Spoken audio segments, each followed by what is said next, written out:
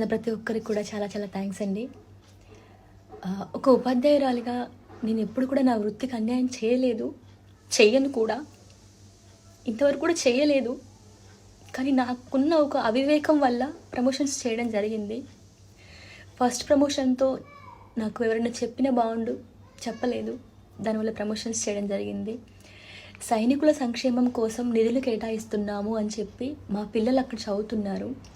వాళ్ళ కోసం వాళ్ళు పిలిస్తే నేను వెళ్ళాను. ఏదైనా కూడా నేను మా గవర్నమెంట్ స్కూల్కి అన్యాయంగా నేను ఎప్పుడూ చేయనండి. అది నా యొక్క ఉద్దేశం కాదు. నాకు ఎలా చెప్పాలో కూడా తెలియట్లేదు.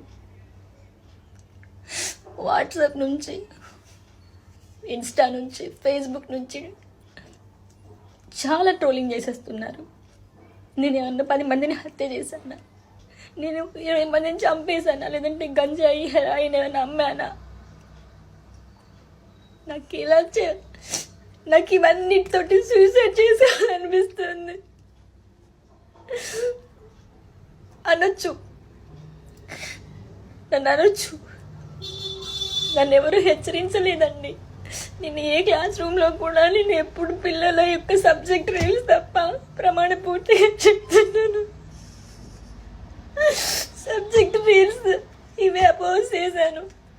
కానీ నా విధి నిర్వహణకి వ్యతిరేకంగా నేను ఎప్పుడు వీడియోస్ చేయలేదండి. నా గవర్నమెంట్ స్కూల్ పిల్లలు జాయిన్ కావాలని చెప్పి ఇంటింటికి తిరిగి నేను అడ్మిషన్స్ తీసుకొచ్చాను. మా స్కూల్లో, గవర్నమెంట్ స్కూల్లో 6th and 7th క్లాసెస్లో మీరు ప్రతి ఒక్క పిల్లవాడిని అడగండి, నేను ఎప్పుడన్నా పాటలు పాడానా.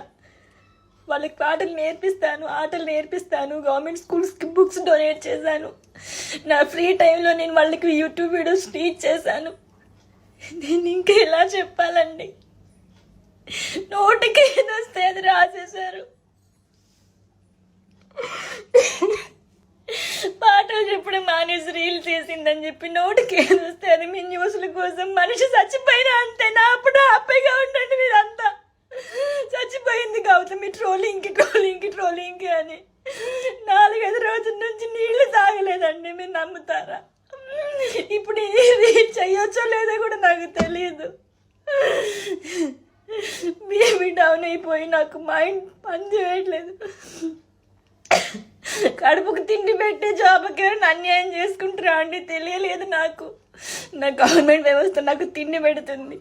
ఈ గవర్నమెంట్ వ్యవస్థను అన్యాయం చేయాలని నేను ఎప్పుడూ కోరుకోలేదండి.